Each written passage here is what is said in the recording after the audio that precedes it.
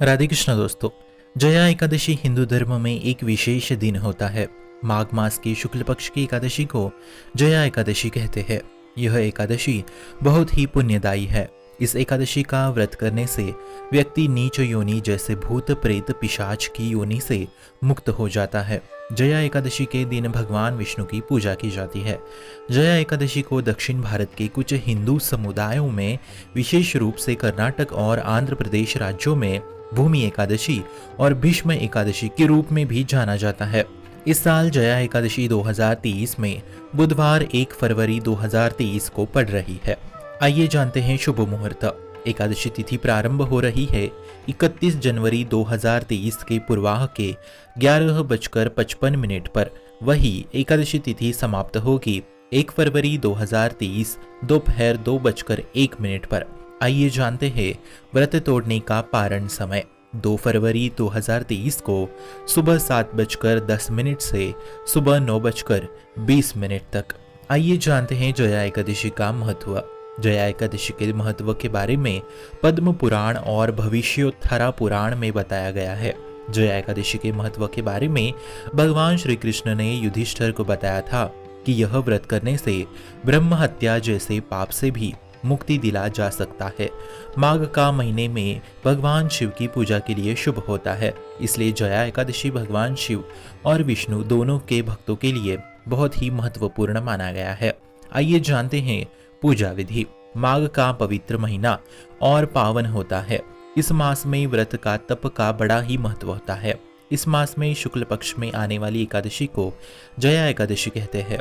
जया एकादशी के दिन पूरे समर्पण के साथ भगवान विष्णु की पूजा की जाती है। व्रत करने वाले व्यक्ति को सूर्योदय के समय उठना चाहिए और स्नान आदि से निवृत्त होना चाहिए। भगवान विष्णु की एक छोटी मूर्ति पूजा स्थल पर रखी जाती है और भक्त भगवान को चंदन का लेप, तिल, फल, दीपक और धूप चढ़ाते हैं। इस दिन विष्णु सहस्त्र नाम और नारायण स्तोत्र का पाठ करना शुभ माना गया है। द्वादशी के दिन ब्राह्मणों को भोजन कराकर उन्हें जनेऊ सुपारी देकर विदा करे, फिर स्वयं पारण करे। कथा सुनकर श्री कृष्ण ने यह बताया कि जया एकादशी के दिन जगतपति जगदीश्वर भगवान विष्णु की सर्वथा पूजनीय है। जो श्रद्धालु भक्त इस एकादशी का व्रत रखते हैं उन्हें दशमी तिथि से को एक समय का आहार करना चाहिए। इस बात का ध्यान रखें कि आहार सात्विक होना चाहिए। एकादशी के दिन श्री विष्णु का ध्यान करके संकल्प करें और फिर धूप, दीप, चंदन, फल, तिल एवं पंचामृत से विष्णु की पूजा करें। आइए जानते हैं जया एकादशी के व्रत का फल। जया एकादशी का व्रत करने से व्यक्ति नीच योनि जैसे भूत प्रेत पिशाच की योनि से मुक्त हो जाता है। अब आखिर में आइए जानते हैं व्रत कथा। नंदनवन में उत्सव चल रहा था। इस उत्सव में सभी देवता, सिद्ध संत और दिव्य पुरुष वर्तमान थे। उस समय गंधर्व गायक कर रहे थे और गंधर्व कन्याएं नृत्य प्रस्तुत कर रही थी।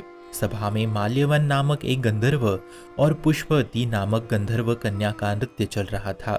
इसी बीच पुष्पवती की नजर जैसे ही माल्यवान पर पड़ी, वह उस पर मोहित हो गई।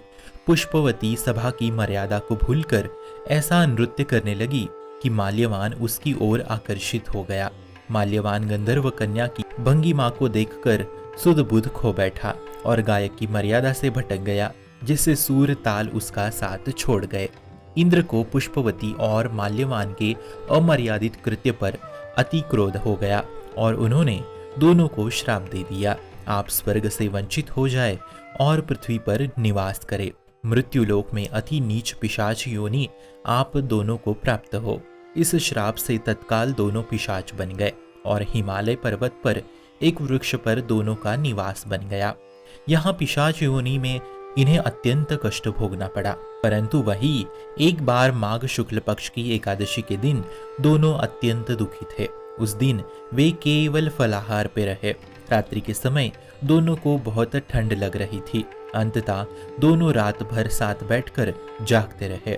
ठंड के कारण दोनों की मृत्यु हो गई और अनजाने में जया एकादशी का व्रत हो जाने से दोनों को पिशाच योनि से मुक्ति भी मिल गई। अब माल्यवान और पुष्पवती पहले से भी सुंदर हो गई और स्वर्गलोक में उन्हें स्थान मिल गया। देवराज ने जब दोनों को देखा तो चकित रह गए और पिशाच योनि से मुक्ति कैसी मिली यह पूछा। माल्यवान ने कहा कि यह भगवान विष्णु जी की जया एकादशी का प्रभाव है। हम इस एकादशी के प्रभाव से पिशाच योनि से मुक्त हुए हैं।